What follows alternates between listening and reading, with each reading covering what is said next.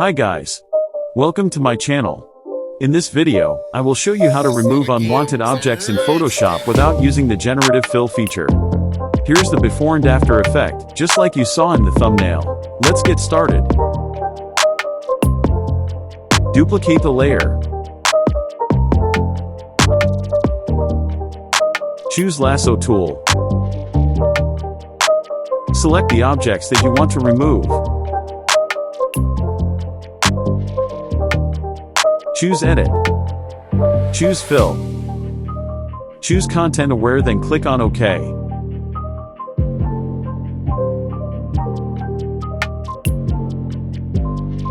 Keep repeating this process and remove each object that you want to remove.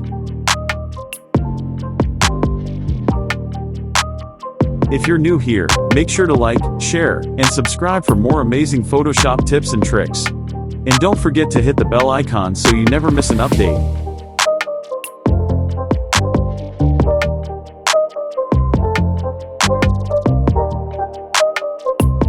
Now you can see the before and after.